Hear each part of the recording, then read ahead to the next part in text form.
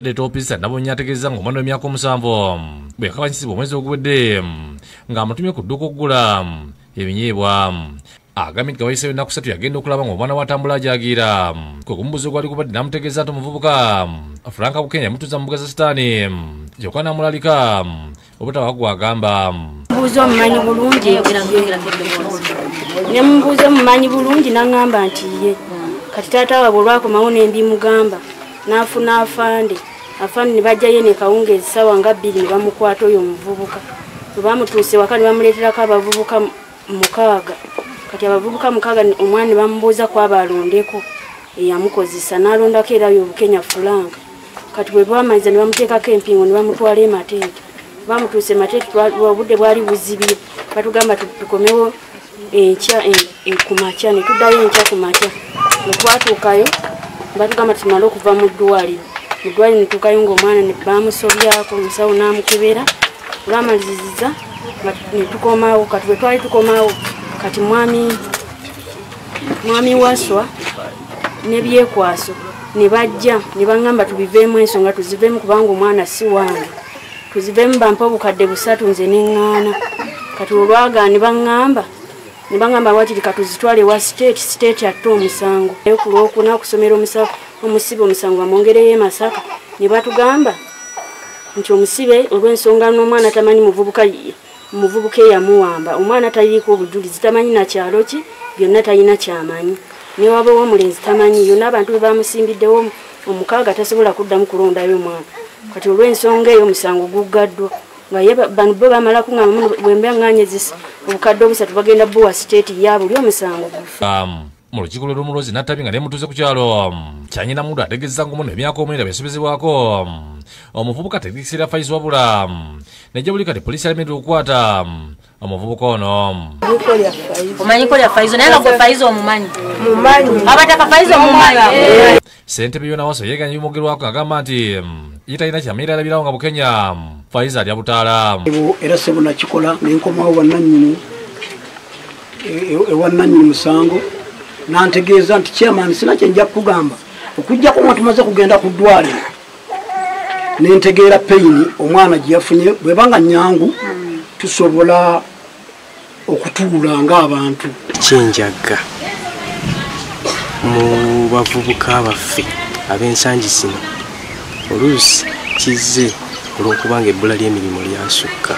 Amukwatuza bakanira abavubuka bano abagamba nti balinako empala n'ekintu ekiwuniikiriza omubaka. Omwana omulenzi mukulu omwana oli mwana muto mu butuufu omwana omuntu yali alabyeko ku muntu gwe bakozesezza ekintu ekifaanana bwe kityo omwana yali ayinza okumala ennaku ezo. Ne bannange mu kutwaliza awamu okusinziira omuvubuka oli omwana oyo tiyandimaze ennaku 3 ng'akyasobola okutambula.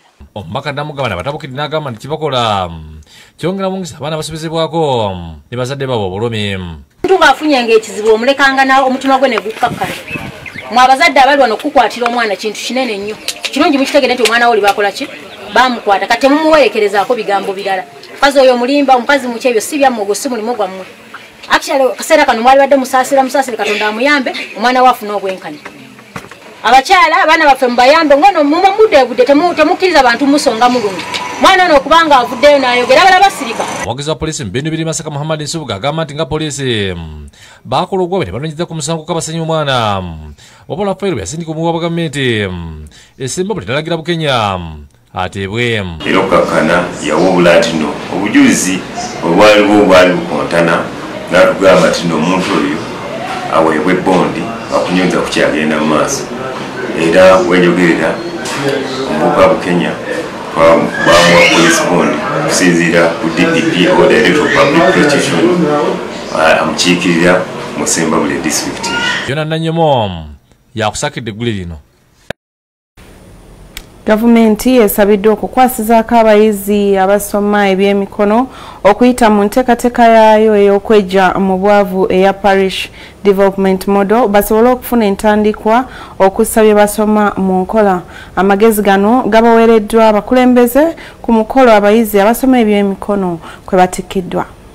Avunaanyizibwa ku by'ensimbi mu kitongole ekiddukanya ekibuga Kampala Kampala Capital City Authority John Mary Sebufu akubiriza abazadde obutanyooma mirimu gya mikono wabula bawagira abaana baabwe okugisoma kuba gibatendeka okwetandikirawo emirimu. Era kaduvoyo okulaba nti abaana baffe sokukwata essimu ng'efudde n'agisumulula nanoonya obuzibu bwe buli n'agikanika kyebatangambizo nzibatubbako baza okuzikwata.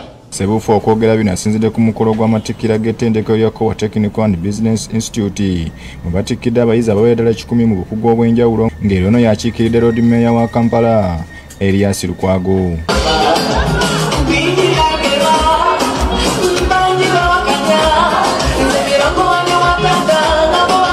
Sebufu mu kwogerako eri abayizi abakuutidde bw'ati. Omuntu okubeera omuyivu ziba mpisa sibirirako eby'omu ssomero. Empisa, obuntu bulamu, kumanya bayisa abantu, okuwa abantu ebitiibwa, olwo bajja kufuna emirimu gikulemerewo. Abantu bajja kwesiga. Eggwanga liweddemu obwesige, obubbi bungi. Ye yaliko meeya w'ekibuga ky'Entebbe Stephen Kabuye ategeezezza bw'ati. Kirungi batutte koosi ey'emirimu gy'emikono. Mu ggwanga kye twetaaga be bantu abasobola okwekozesa n'okucreatingawo emirimu okusinga okukozesebwa. Omutandisi w'ettendekero no Fred Happy Kizito ategeezezza bw'ati. Tulowooza nti ekimu ku ky'okuddamu kulwanyisa ebbula ly'emirimu mu ggwanga lyaffe kwekakasa nti omuzadde ateeka ssente mu ebyo tulowooza nti bya buvunaanyizibwa.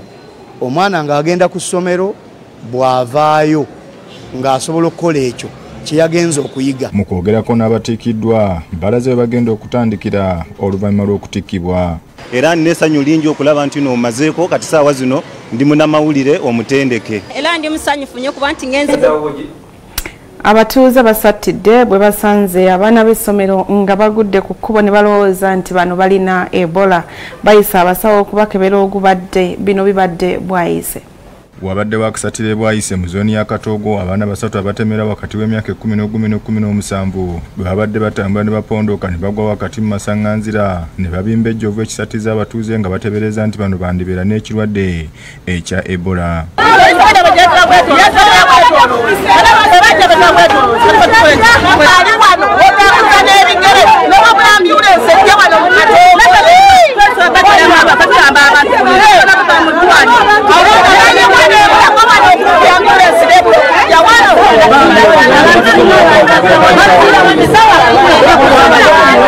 Wabula mu kaseera katono ne wajja omukyala n'omwami nga bano bagamba bazadde b'abaana okuli Annette Nalwanga ne Victor Tujunge nga bano basanze akaseera akazibu okwenyonnyolako.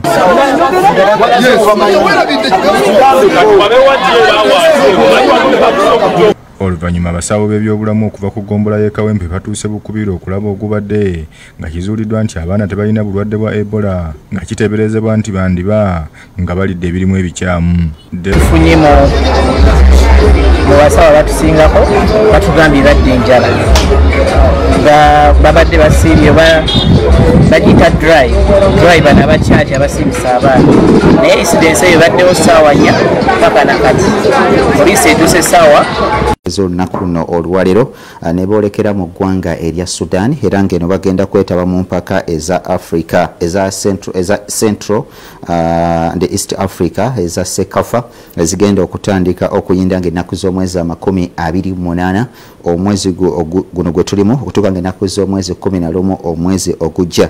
Uganda eri mu kibinja kya kubiri era nga mulimu eggwanga erya Tanzania kwoteeka Ethiopia.